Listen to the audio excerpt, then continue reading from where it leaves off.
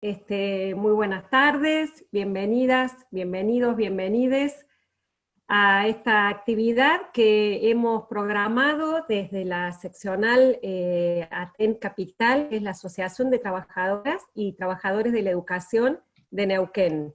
Somos una de las 22 seccionales que hay en toda la provincia de Neuquén, y junto con la Comisión Directiva Provincial, la semana pasada, el 5 de octubre, en área de secretarias generales, se resolvió un plan de lucha que consiste en 2 días de paro la semana pasada y 2 días de paro esta semana. Entonces, en este contexto de pandemia, estamos alejados de las aulas y de las calles, que son los lugares donde normalmente transitamos, nuestros lugares de lucha, de trabajo. Estábamos pensando cómo poder estar juntos, participar de una actividad que además nos ayude a reflexionar en esto de lo que es la educación en tiempos de pandemia, como parar un poco y decir, bueno, a ver, ¿qué nos está pasando? Esto no es ya no es lo que estábamos acostumbrados a hacer, indudablemente hay que hacer cambios, tenemos que reflexionar y parar un poco. Entonces, bueno, fue ahí que desde la seccional, nuestra compañera Cecilia Cavilla, que es la secretaria de Formación, dijo, podríamos hacer alguna charla para hacer esto, justamente la reflexión, y como ella es filósofa, tiró para el lado de la filosofía y dijo, podemos contactar a Darío. Darío Stanraifer dijo que sí, así que bueno, acá estamos. ¿Qué les puedo decir de Darío? Ya la verdad es que es bastante conocido, sabemos que es un gran pensador de la actualidad, que tiene un gran manejo de lo que es la divulgación en los medios de comunicación, entonces sabemos que nos va a ayudar a poder pensar esto. Darío es licenciado en filosofía, divulga la filosofía en los medios de comunicación, es autor de los libros ¿Para qué sirve la filosofía?, Filosofía en 11 frases y Filosofía en martillazos, tomo 1 y 2. Es conductor de los programas Mentira la Verdad y Seguimos Educando en el canal de Encuentro, y de los programas de la radio Lo Intempestivo en Nacional Rock y Demasiado Humano en Futurock. Así que, bueno, ya acá dándoles la bienvenida general, para eso le doy la palabra a Ariel Pino, nuestro secretario general. Bueno, muy buenas tardes a todos y a todas. Si bien ya le dimos la bienvenida de manera informal a Darío, lo hacemos también de manera institucional, si se quiere, y con la presencia de compañeros y de compañeras de toda la provincia. Te agradecemos, Darío, tu tiempo y la disposición para charlar y compartir un rato con nosotros y con nosotras. Y señalar, bueno, en principio desde ya muy contentos y contentas de que estén aquí en este espacio que como seccional hemos organizado, pero que claramente tiene la intención de que esto sea una actividad provincial. Como anticipaba un poco Ali, señalar que estamos dentro de la segunda 48 horas de paro. Decimos ya desde que hemos iniciado este plan de lucha que el gobierno de la provincia de Neuquén ha abandonado la escuela pública, y cuando decimos esto sostenemos que abandonó a los y las estudiantes cuando no tomó ninguna medida para generar dispositivos que les permitan a los estudiantes acceder a este tipo de modalidad educativa. En todo caso, abandonó la escuela pública cuando no ha puesto ni un solo peso en sostener la infraestructura de las más de 700 escuelas que tiene nuestra provincia, y abandonó la escuela pública cuando todavía los y las trabajadoras no hemos percibido ningún incremento salarial, seguimos percibiendo el salario del año pasado. Lo último que cobramos fue la actualización salarial de diciembre de 2019, y es por eso que hoy estamos señalando la necesidad de que el gobierno de la provincia convoque una mesa de negociación salarial y responda a todos estos puntos que muy en general estoy señalando. Contarles que hace poco tiempo, hace pocas horas, digo, el gobierno convocó a los y las trabajadores estatales de la provincia La reunión tiene horario de inicio a las 15 horas, es decir, que están allí todos los representantes y las representantes de las organizaciones sindicales de la provincia, y nuestra organización va con el planteo de que el gobierno reconozca la emergencia educativa y que más allá de que haya anticipado que esta es una mesa de carácter informativa, vamos a discutir nuestro salario, vamos a discutir nuestras condiciones para enseñar y para aprender, y vamos a seguir discutiendo la defensa de la escuela pública. Así que la verdad es que para nosotros y para nosotras, aún en este marco, seguir sosteniendo estas medidas tienen que ver con seguir pensando la discusión político-pedagógica como articuladora de la organización sindical, y lo pensamos también como un espacio de encuentro y de cuidado en este momento en el que resulta bastante hostil a veces el contexto. Bueno, que el sindicato también sea ese espacio en el que nos podamos encontrar y abrazarnos, aunque sea de manera virtual. Así que esperamos, les deseamos que disfrutemos mucho de esta charla, y bueno, Darío, nuevamente te agradecemos por estar aquí. Bien.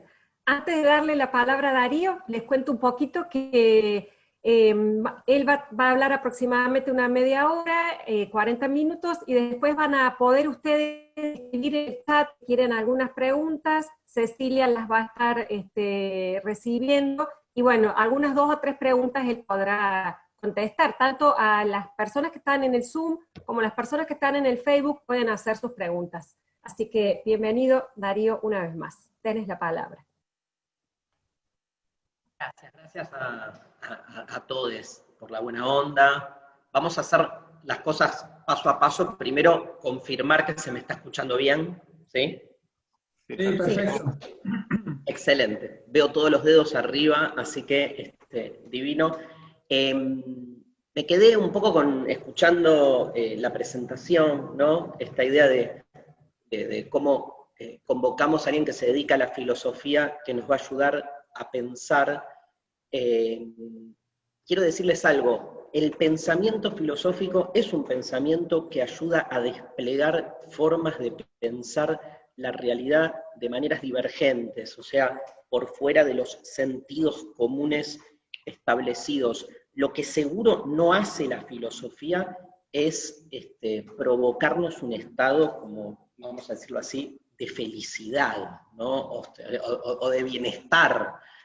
Al revés, lo que a mí me pasa es que de tanto hacer filosofía, es como que vas vislumbrando cada vez más las hilachas, y entonces lo que sí te permite es como empoderarte desde un deseo de querer transformar la cosa, pero a la cosa la ves cada vez más oscura. O sea, no es que la filosofía es lo opuesto a la autoayuda, en ese sentido, digamos, no es conductista, no se mueve por mecanismos, digamos, de cierto, no sé, entusiasmismo. Me acuerdo en una época, un programa de televisión cuya única propuesta para el cambio social era el pum para arriba, ¿no? Digamos, la filosofía es lo opuesto al pum para arribismo, es todo lo contrario. La otra vez leía un texto de Giorgio Agamben, ¿sí? Pensador que hay que leer en estos tiempos pandémicos, exacerbando posturas, exagerado, radicalizado.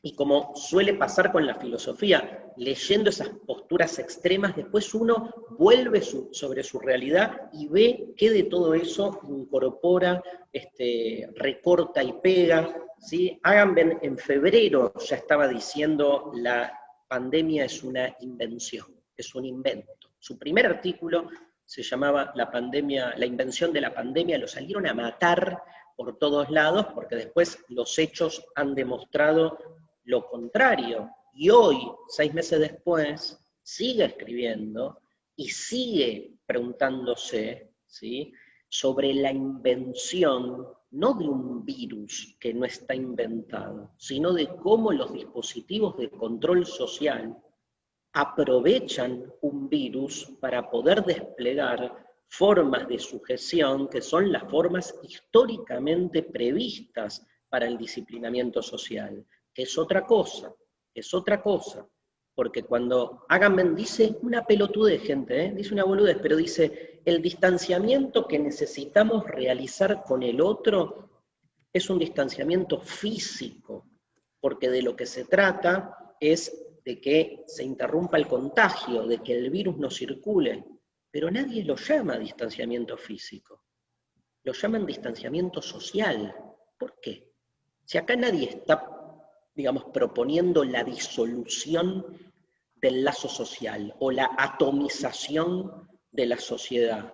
Es como que, ¿no? Es como aprovechar la movida y ante la necesidad de un distanciamiento físico, las formas del poder tradicional, porque estamos hablando del poder de siempre, rápidamente lanza la idea de distanciamiento social y confunde una vez más lo que es una necesidad de una distancia corporal con una cuestión mucho más de base, que es proponer de alguna manera o pregnar nuestra subjetividad de la idea de un aislamiento social, con lo que eso implica en términos de orden social o de construcción comunitaria, ¿no?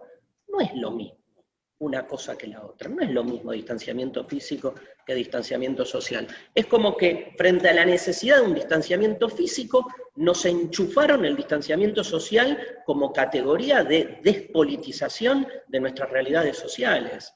Entonces me parece que está bueno, digo, ahí ir a la filosofía para pensar, repito, desde un lugar, digamos, que se aleja, si querés, Alicia, escuchándote, o sea, nos hace pensar un montón y buenísimo, pero realmente, digamos, nos despliega una cantidad de opciones que yo siempre digo, yo desde que hago filosofía, obviamente no me siento más feliz, me siento más libre.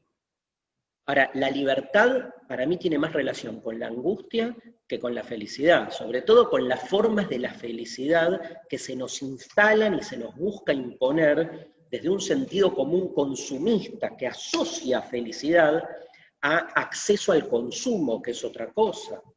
Y obvio que no estoy hablando de la angustia patológica, de la depresión, estoy hablando, más que de la angustia, si quieren, de esa sensación de estar vivos, digo, de ser, ¿no? La otra vez leía un texto de uno de mis novios, yo me pongo de novio con los autores que leo, estén vivos o no, es más, disfruto más el noviazgo con los muertos, en especial porque, no sé, tengo algún problemita, no, porque es como que logro, ¿saben que Derrida, que se murió en el 2004, en un libro hermoso que se llama Políticas de la Amistad, él dice que el amor más profundo es el amor con los muertos, hacia los muertos, porque logra escapar de la lógica de la reciprocidad.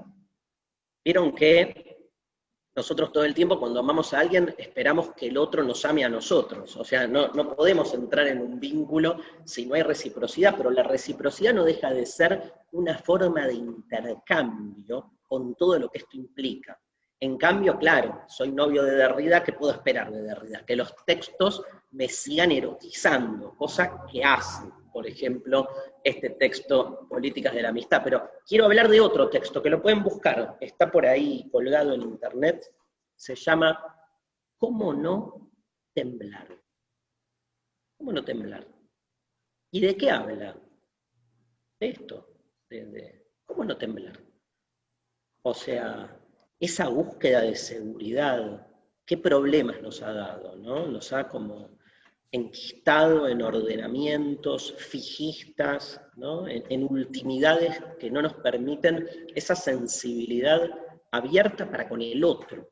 Derrida dice, se tiembla ante el otro, para sobre todo pelearse con las formas de un poder soberano que suele hacer temblar al otro.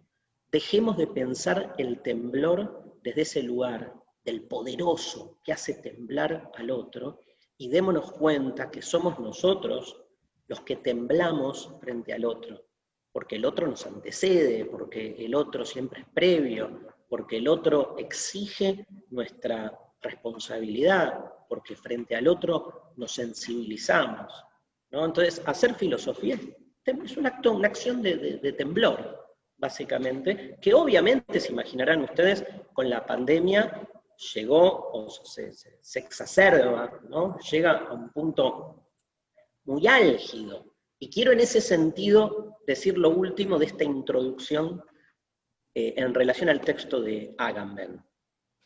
Los textos de Agamben salieron editados hace un mes en un librito de Adrián Hidalgo que se llama La epidemia como política. En una entrevista, porque hay un par de entrevistas ahí también seleccionadas, en una entrevista le hacen la típica pregunta, que seguro que es la pregunta que nos todo el tiempo, yo no hay entrevista que no haya ido en ningún programa de radio que no me hayan preguntado, Darío, ¿sos optimista o sos pesimista frente a cómo saldremos de la pandemia?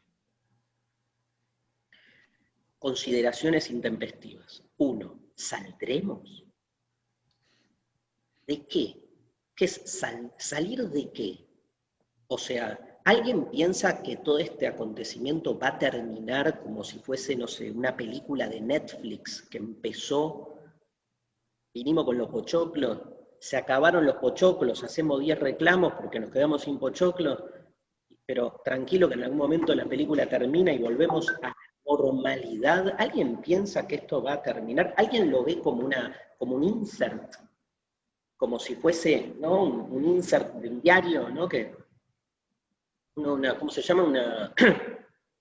Una sección, un especial, un tiempo, digamos, insertado en nuestra vida cotidiana, donde, bueno, tuvo un inicio, tiene un final, estamos esperando el final. Lamento decirles lo que yo pienso. Digo. Primero, no tuvo un inicio.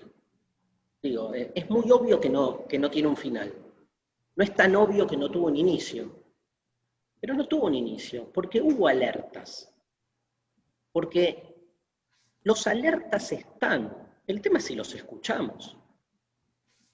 Estaba viendo el otro día una serie que me reventó la cabeza, que se llama El Colapso, que se las hiper recomiendo, que está por ahí, son 8 capítulos de 20 minutos, una serie francesa que habla del día del colapso mundial cuando se produce el desabastecimiento final de alimentos para el ser humano. Y son 8 capítulos que son uno más apocalíptico que el otro. Y obviamente la escena fundamental de la serie son los ambientalistas diciendo, esto está por estallar. Y van a un programa de televisión tipo Intratables, donde todo el mundo se les caga de risa, 5 días antes de que estallara el mundo. Hay un concepto heideggeriano que a mí me provoca mucho, que es que cuando Heidegger piensa la muerte, él dice, lo más angustiante de la muerte no es saber que todos nos vamos a morir, sino la inminencia de la muerte. O sea, que cualquiera podría morirse ahora. La inminencia es una relación temporal que a nosotros nos angustia mucho. ¿Y qué hacemos en general con la inminencia? La solapamos. O sea, el colapso es inminente. Y fue inminente lo que sucedió, porque no es que empezó el COVID. O sea, hay una destrucción sistemática del medio ambiente, un ser humano explotando la naturaleza, hay una relación de lo humano en términos explotatorios, de manipulación de lo natural, digamos, de un exprimir con un objetivo acumulativo, un desguace, ¿no? de la naturaleza que obviamente termina provocando este tipo de desplazamientos y irrupciones de enfermedades, de incendios. Digo, todo está de algún modo anunciado. Claro, ¿qué hacemos nosotros? Esto empezó el 18 de marzo del 2020 porque 2 boludos no se dieron cuenta, ¿no? La culpa la tienen los chinos, ¿viste? Que empezás a buscar, digamos, siempre el chivo expiatorio. El chivo expiatorio es la mejor teoría que inventó el ser humano para no hacerse cargo de una mierda. O sea, siempre la culpa la tiene el otro. Los chinos, los judíos, tu esposa, tu mamá. ¿no? Siempre tu mamá, al final, es la culpable además de todos tus males y de todos tus resentimientos. Bueno, no, digamos, esa teoría del chivo expiatorio, básicamente, lo que hace es tapar lo que uno tiene que hacerse cargo de cuánto uno, digamos, tuvo que ver con esto. Porque seguramente acá, en el marco de Aten, con gente tan bella, los estoy viendo, ahí las caras hermosas de todos, seamos todos muy politizados. Pero, ¿qué es ser politizado? Digamos, ¿cuál es el límite de la politización? Porque, digamos, la militancia sindical es una forma. Ahora, es muy probable que muchos de nosotros nos caguemos en la cuestión ambiental, por ejemplo. Pero por ahí también se juega la politización. Digo, cuando acusamos a los otros de la antipolítica, la despolitización, pero nos reímos de la destrucción sistemática de la naturaleza, o, digamos, no empatizamos con ciertas formas de resistencia que se dan en lugares que por ahí todavía no los concebimos como políticos. Aparte, si alguien sabe de esta lucha, somos los docentes. O sea, no hacemos otra cosa que defendernos de la acusación de haber politizado el aula. Es increíble que al día de hoy se nos acuse de llevar la política al aula, el aula pública, el lugar donde se construye ciudadanía. Si eso no es política, ¿qué mierda es?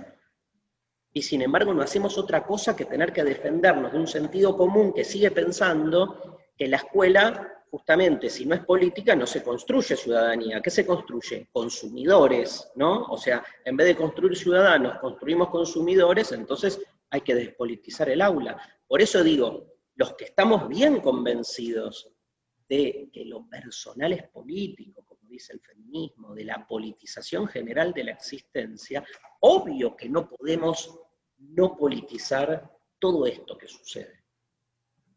Entonces, repensar el inicio y repensar el final. Tal vez no haya un final. Y esto es lo más dramático. Y acá voy a contestar algo y después me voy a autocriticar. Lo que voy a contestar es lo que me parece que no hay que contestar. Darío, ¿sos optimista o pesimista con respecto a cómo salimos de acá? Dije, todavía no salimos de acá, ni vamos a salir. El COVID va a ser una enfermedad más que se va a sumar a la gripe, la angina y todas esas enfermedades. O sea que no hay un final del COVID.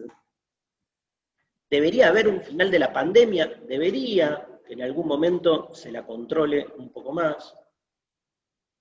Ahora, mi gran miedo, y en esto soy pesimista, es que como el confinamiento o distanciamiento social, llamado a propósito social, fue y sigue siendo la forma de atemperar los efectos de la pandemia, mi miedo es que la pandemia se termine, que el virus se normalice, pero que el confinamiento quede. O sea, que, digamos, el modo en que el distanciamiento social se fue instalando termine impregnando nuestra subjetividad en la disolución del encuentro con el otro. O sea, a mí me preocupa más el auge del neoindividualismo, los modos cada vez más vigilantes con los que nos relacionamos con el otro. Parece haber vuelto el morbo de la delación policíaca para con el vecino. Todo el mundo está con el dedo amenazando y delatando a todo el mundo. Incluso la metáfora militar para hablar del virus enemigo invisible, la primera vez que la escuché, dije, me quiero ir, pero no sé, a Marte, digamos, a algún lugar, porque no es que se instaló en la Argentina, se instaló en todo el mundo. Pero ¿saben qué, compañeros? En la Argentina, la metáfora enemigo invisible, leamos un poco de historia. Pensemos para qué se la usó. Entonces, obvio que me preocupa. ¿Puede ser pedagógicamente más impactante? Me chupa un huevo. Digamos, nadie quiere pedagogía acá, en este caso. Lo que nos importa es que no se impregne después con una metáfora militar una idea del enemigo invisible. O sea, cuanto más metáfora militar metés, más militarizás la vida cotidiana en algún punto. Ustedes saben, gente, que la narrativa militar utilizada en el discurso inmunológico es una creación de Estados Unidos en los años 50. Guerra Fría, donde empezamos a pensar al cuerpo como un sistema de defensa, donde, digo, no necesariamente una metáfora cuaja con una realidad. Ustedes saben que yo pienso que la realidad tiene versiones muy distintas, que podemos entrar desde distintos lugares. Como estoy totalmente asombrado, y acá deben haber un montón de docentes de ciencias naturales, del modo en que la narrativa religiosa ruega por la venida de la vacuna. ¿Vieron que cuando hablamos de la vacuna nos comportamos como creyentes en una iglesia? Tipo, por favor, rogamos que llegue el milagro de la vacuna. ¿Qué milagro? O sea, no va a llegar y uno piensa la vacuna como Jesús multiplicando los panes, ¿viste? Tocándonos y todos nos curamos. Jesús curando a los ciegos, resucitando a Lázaro. Cualquiera que sepa cómo trabaja la ciencia sabe que la vacuna está en proceso, que va a tardar un montón, que va a funcionar, después no, en algunos casos sí, el virus va a mutar. Digo, la ciencia no tiene el formato de la religión y del mundo del espectáculo. De nuevo, no es una serie de Netflix el desarrollo y la investigación científica cotidiana. Pero todo, digo, la gran derrota cultural es cómo esos formatos televisivos viven impregnando nuestra subjetividad. Por eso la escuela es un lugar de resistencia, pero es obvio frente a ese formateo generalizado que se instala como sentido común. Y por eso nos corren, y por eso la animadversión con el docente, con la escuela pública, con los lugares donde todavía se puede pensar una forma otra, ¿no? Quiero cerrar lo de Agamben, que me quedó abierto, lo de optimismo y pesimismo. Agamben es lapidario. Le preguntan, ¿sos optimista o pesimista acerca de cómo salir de acá? ¿Saben lo que dijo? Después les paso el texto. Dijo, optimismo y pesimismo son dos categorías psicológicas que nada tienen que ver con el análisis político. Si nos dejamos llevar por esas categorías, solo lo que estamos haciendo es decidir no pensar. Y es cierto, ¿no? Uno se pone a pensar que esto de ser optimista, de ser pesimista, es como, digamos, es una manera de obstaculizar en algún sentido prácticas concretas, análisis y prácticas, ¿no? ¿Sos optimista o sos, o sea, estás perdiendo 3-0 un partido de fútbol, ¿sos optimista o sos pesimista? No sé, boludo, o sea, jugá la pelota, o sea, encontrarle la vuelta, haz un buen cambio.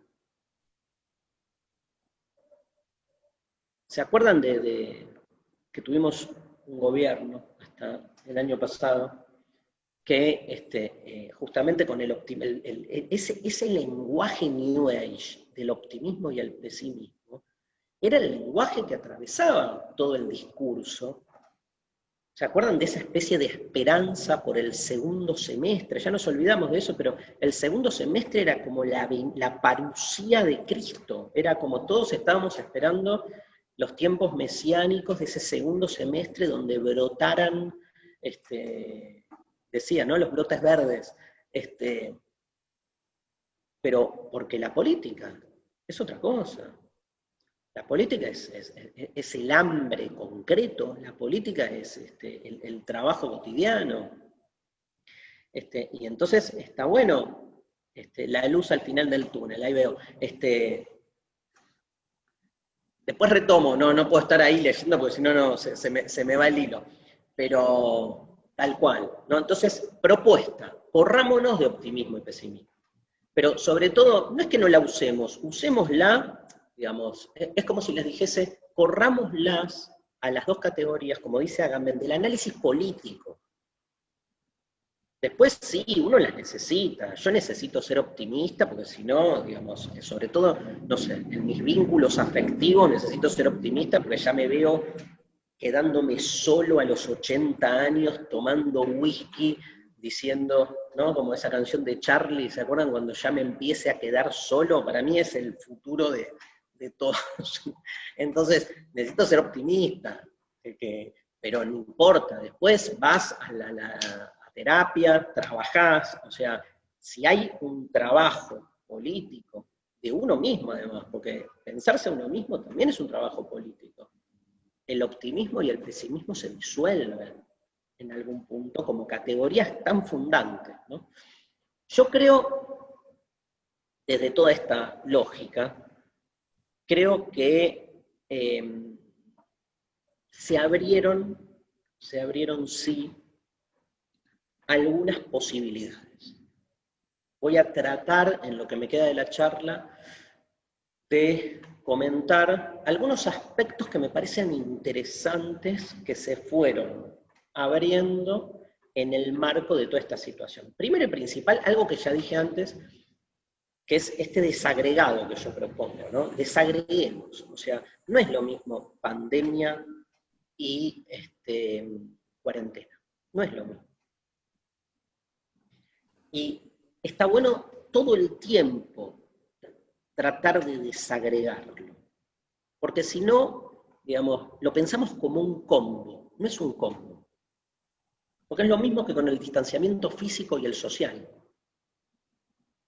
O sea, además se lo usa arteramente. Vieron que con el único objetivo de pegarle al gobierno, los diarios hegemónicos, cuando anuncian la crisis económica en Europa, dicen, título, la pandemia generó crisis, generó desocupación en Alemania. Ahora, cuando es en Argentina, para hablar de la crisis económica que estamos viviendo, ¿qué dicen? La cuarentena provocó desocupación. ¿Y cuál es la diferencia? Que la cuarentena es una decisión política, mientras que se supone que la pandemia es algo trágico que excede la decisión de un gobernante. Acá claramente se busca articular que hay una responsabilidad. Por eso es fundamental separar ambas cosas. Sobre todo, además, porque frente a la cuestión del virus, las respuestas son varias. Todo parece indicar que el acuarentenamiento fue la mejor opción. Ahora, como dije al principio, una cosa es el acuarentenamiento como opción para interrumpir el contagio en términos de distanciamiento físico, y otra cosa es leer de eso o llevar desde ahí a un distanciamiento social que incluya un confinamiento en la individualidad y la construcción del otro como agente de contagio permanente e inminente. Eso hay que desagregarlo, ¿sí? O sea, es al revés. Hoy más que nunca necesitamos un compromiso con el otro. Aunque contagie.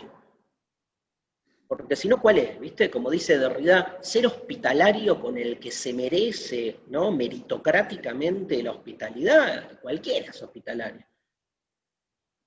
Hospitalario con el que uno ni en pedo sería hospitalario, ¿no? Saben que la palabra hospitalidad, viene de hospes, que etimológicamente está asociada a hostis. Huésped, hospitalidad, hospes, hostis, hostil. Porque la hospitalidad se juega en ser hospitalario con quien te es hostil, ¿viste? Porque si no, digamos, nos miramos el orto entre nosotros, digo, la diferencia está en juego ahí. Y hablando de la diferencia, y en virtud de las posibilidades que pone Noelia, vamos por las posibilidades, vamos Noelia, por las posibilidades. Primero y principal, está claro que el aula virtual no reemplaza al aula presencial. O sea, salir a discutir eso, de nuevo, es que se nos imponga un formato, que es una pavada, digamos. Es increíble que sigamos como discutiendo y diciendo, bueno, no logra reemplazar el aula virtual, y obvio que no logra. Es como, yo trabajo mucho con una colega con quien tenemos un programa de radio que se llama Luciana Pecker. Trabajamos mucho cuestiones de amor y sexo en todos lados. Y con la cuarentena, obviamente, Luciana acaba de sacar un libro que se llama Sexting, Sextiame se llama el libro, donde trabaja el sexting, ¿no? ¿Qué es el sexting? La posibilidad de entrar en un vínculo sexoafectivo con otro a partir de un artefacto virtual. Ah, no es lo mismo, obvio, o sea, obvio que no es lo mismo, es como estar en la cama agarchando con una computadora, ¿viste? No da, es obvio que no es lo mismo. El problema es cómo se nos impone desde el sentido común que lo que hay que hacer es comparar ambos aspectos. Dicho de otra manera, lo que hay que deconstruir es la idea de suplencia, de reemplazo. El aula virtual no reemplaza al aula presencial. El sexting no reemplaza el garche presencial. Pero el sexting nos habilita, obviamente, formas de vínculo que tal vez en los modos presenciales no le encontrábamos la vuelta. Digo una pequeña boludez para que se entienda. Yo creo que el sexting, sobre todo, sexting, ¿saben? Nunca pensaron que a las 4 menos cuarto de la tarde íbamos a hablar de masturbación y sexteo, pero bueno, por suerte, ¿no? Podemos hablar de estas cosas. ¿Saben que la palabra sexting en inglés liga a sexo, no con imagen? Uno piensa el sexting como, mandame un videíto. ¿Saben con qué palabra? Con texto. Sexo y texto. De ahí viene sexting, porque remite justamente más a la comunicación por medio de la palabra. Y de repente, gente, no sé cómo les va a ustedes con el sexting, pero de repente descubrimos el valor erótico de las palabras. Mirá vos, estábamos tan inmiscuidos en el mundo de la imagen que nos habíamos olvidado que el habla también seduce, también convoca, también erotiza. Un ejemplo boludo, pero digo, ya no es lo mismo volver a garchar con la experiencia del sexting. ¿Será lo mismo seguir dando clase con esta experiencia del aula virtual? Yo creo que no, pero ¿significa que entonces ahora todo aula virtual? No, destotalicemos, pero tampoco neguemos, digo, porque la cosa antitecnológica me parece tan horrorosa como pensar que la tecnología va a reemplazar al aula presencial. Yo estoy, o sea, si hay un paradigma del que me corro, es el paradigma del reemplazo, porque lo que busca es homogenizar. Yo siempre voy a estar, gente, con el paradigma de la diferencia. La pregunta no es ¿qué trae de igual el aula virtual al aula presencial? ¿Cuál es la pregunta? ¿Qué trae de diferente? Eso. Y entonces, si podemos poner el acento ahí, no digo con esto no pelearnos contra la explotación del teletrabajo, pero eso es justamente paradigma del reemplazo. Es seguir pensando condiciones de trabajo como si fuera lo mismo. Entonces decir, trabajaban 8 horas, ahora trabajan 8 horas en casa. Pero 8 horas en casa no son las 8 horas en el colegio. Porque 8 horas en casa tengo a los 3 pibes rompiendo las pelotas, con los que tengo que estar encima, y la casa, y nada, y 2.000 millones de situaciones que ustedes padecen. O sea que no es lo mismo, pero si te la ponen como es lo mismo, es estar metidos en el paradigma de la suplencia, del reemplazo, ¿no? Y me parece que de lo que se trata es de esa diferencia. ¿Qué puede aportar de diferente? Yo creo que hay muchas cosas. Algo me decía Cecilia, que estuvieron viendo cuestiones relacionadas con el tiempo. Está bueno, ¿no? Repensar cuestiones de temporalidad. Yo creo que hay muchos pendientes en nuestras instituciones escolares, y que esos pendientes son esos temas estructurales, que vieron que en general esos temas estructurales siempre los dejamos pendientes, porque no son urgentes. O sea, a ver, estarán de acuerdo con esto, hace, por lo menos, yo vengo del siglo pasado, yo empecé a dar clase el siglo pasado, hay un montón de ustedes que les veo, veo que también, y hay muchos que los veo con envidia. Igual nadie va a llegar al siglo XXII, ese es mi único, digamos, la única tranquilidad. Alguno que recién nace, ponele, pero, digamos, no sé. Pero en el siglo pasado, desde el siglo XIX, venimos con el planteo de, bueno, ¿cuál es el problema? ¿Cuál es el agujero negro de la estructura de la institución educativa? La evaluación. Otro tema, el famoso, digamos, tiempo escolar. Yo cada vez que hablo de esto me peleo con alguien, pero no importa, que es a qué hora tiene que empezar la clase, a qué hora hay que entrar a la escuela. 7:30, 8 menos cuarto de la mañana, y no, porque tiene que estar directamente relacionado con el tiempo de trabajo de las familias. Entonces la escuela es un complemento al tiempo de producción de la familia, reproducción de la fuerza de trabajo. Entonces, ¿qué mierda tiene de escuela, digamos? De diferencia, de escuela como lugar de formación de otras cosas, digo, empieza a explotar. Pero, digamos, yo creo que estos tiempos, no me cabe duda que nos han desestabilizado en nuestra relación con el tiempo. Interesante, pero quiero detenerme, cerrar con esto para abrir preguntas, porque podría hablar hasta la noche, más o menos. Pero ¿qué es esto? ¿Qué es lo de la evaluación? A mí me sorprendió gratamente, porque el argumento más importante, del evaluacionismo, vamos a llamar evaluacionismo, para que quede claro que no estoy en contra de la evaluación. Estoy en contra del evaluacionismo. O sea, pensar que es la evaluación el punto basal alrededor del cual se construye la escuela. Basta recordar que escuelas, jolé, en griego significa tiempo de ocio, donde la gente iba a pasarla bien, básicamente. Entonces, la evaluación, el evaluacionismo, instala, impone una institución alrededor de ese aspecto. Y uno de los argumentos centrales, ¿cuál era? Y los chicos no dan bola. Que es el mismo tipo de argumento que está en la República de Platón, cuando Sócrates defiende la justicia innata, y uno le dice, la gente no es justa por naturaleza, es justa por miedo al castigo. Y le tira un ejemplo que Sócrates queda tarado por todo el capítulo 2.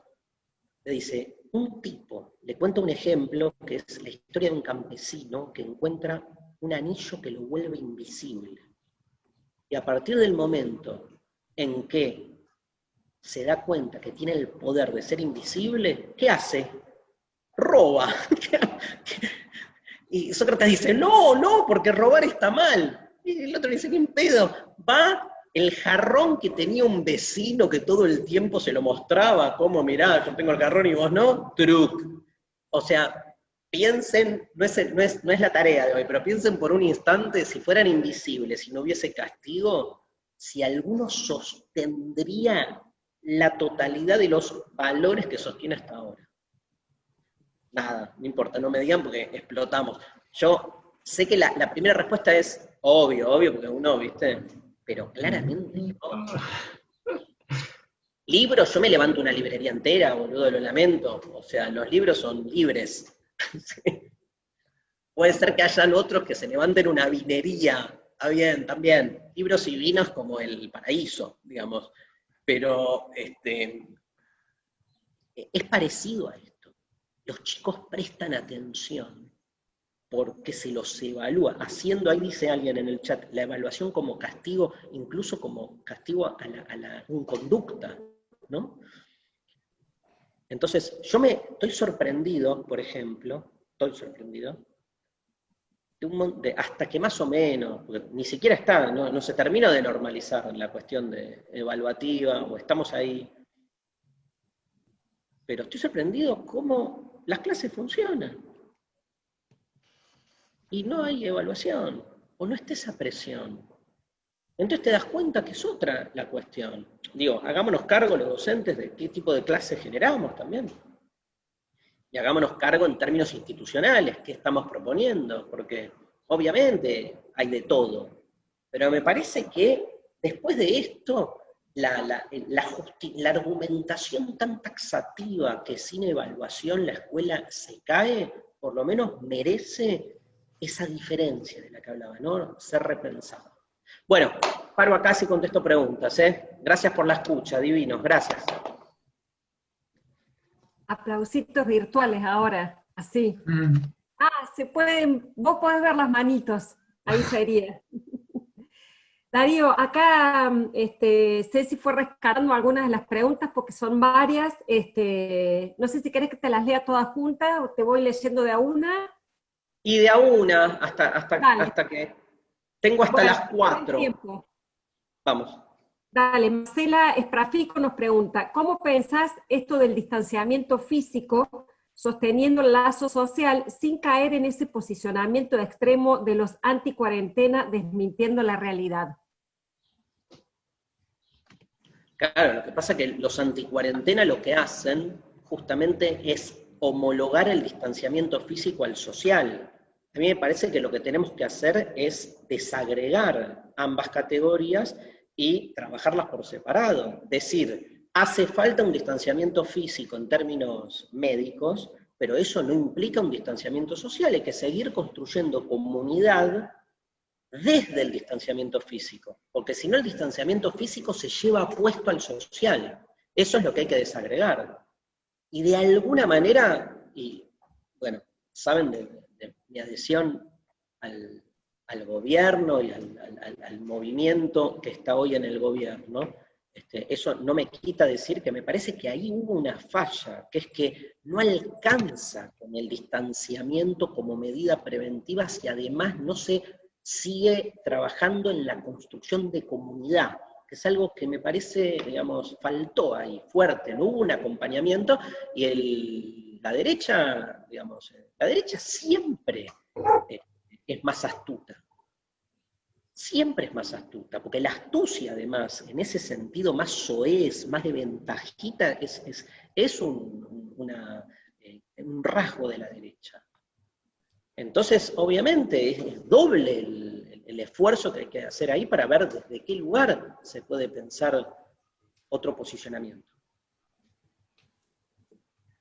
Eso. Y la pregunta que sigue va en consonancia con esto, porque Diego Muñeza pregunta, ¿qué postura ética y práctica deberíamos asumir para afrontar el confinamiento social y el avance del neoindividualismo? Bueno, a ver, me parece que las prácticas de construcción de comunidad las conocemos, son previas a la pandemia. Me parece, como venimos insistiendo hace rato, digamos, ninguno de ustedes se volvió más egoísta con la pandemia. Ahora, nadie que era egoísta se volvió más copado tampoco. Entonces, se trata de algún modo de generar cierta continuidad con nuestras prácticas, que el distanciamiento físico no nos desanime en nuestro compromiso, digamos, de trabajo para con el otro. Es una militancia, por ejemplo, pelearse obviamente contra toda acción neoindividualista que haga del otro un enemigo permanente. ¿Cómo lo hacemos? En nuestro trabajo cotidiano. Yo lo hago cada vez que doy una charla, doy una clase, o aparezco en un medio, en una entrevista. Ustedes lo hacen laburando como docentes con sus estudiantes. La militancia es cotidiana, digo. Esa es la politización de la existencia, en algún sentido, que uno pone en juego en su actividad cotidiana sus propios valores. Bueno, la última pregunta cambia un poco de tema es de una compañera directora de una escuela, Ana Jaime, que dice: me preocupa el sostener y sostenernos como equipos de trabajo en este contexto. Me preocupa cómo ayudar a los docentes y familias, cómo salir fortalecidos. Sí, a mí también, a mí también. No sé, ahí no, o sea, está difícil. Diría lo que dice mi psicólogo, o sea, no negar es un gran primer paso, o sea, por eso lo de optimismo, pesimismo me parece que no ayuda, o sea, nada, estamos mal, hay que empezar de ahí. Estamos mal, entonces asumir la precariedad, que a veces la olvidamos, y cuando estamos bien también la olvidamos, y tampoco hay que olvidarla en ese contexto. Pero está difícil, me parece. Acá sí, ¿se acuerdan que dije que la filosofía es lo contrario a la autoayuda? Bueno, autoayuda, amigos. O sea, agarrémonos las manos y cantemos canciones de Quilapayún, no sé. O sea, busquémosle una vuelta, porque en el fondo es obvio que no está perdido. Yo acá me vuelvo más hippie, yo qué sé, yo soy como, nada, posta, me parece que el arte ayuda. Démosle lugar a ciertas expresiones, pero de compartir también la vulnerabilidad en la que estamos. Y bueno, y dar una pelea, como están haciendo ustedes, también enciende en algún punto, ¿no? A veces también pasa eso. Es lo contrario de la tesis del chivo expiatorio, ¿no? Es que es, bueno, a veces hay peleas, no digo en este caso, pero digo, a veces juntarse para pelear por algo, también, porque hay un montón de cosas pendientes para rastrear, para dar pelea. Eso. Bueno, acá estamos viendo muchísimos agradecimientos. Acá veo, gracias. Vas viendo en el chat. El humor me parece fundamental, fundamental. Bueno, gente, les agradezco un montón la buena onda, y bueno, con muchas ganas de volver para Neuquén, que ya fui 1000 veces, pero voy a ir de nuevo, ni bien se pueda, porque es un placer ir siempre por allá. Darío, muchas gracias que hayas participado y que te hayas sumado tan generosamente a este espacio y a esta lucha. De una. Te agradecemos. A disposición. Chao, gente. Gracias a todos por estar. Chao. Muchas gracias a todos, a todas. Gracias, Darío. Adiós a todas, a todos. Muchas gracias por estar. La charla queda grabada, así que después la pueden ver. Sí, tuvimos problemas técnicos y no salió el vivo por Facebook, pero lo vamos a poner ahora, inmediatamente, cuando termine de subirse o de bajarse. Como se llame. Bien. Sí.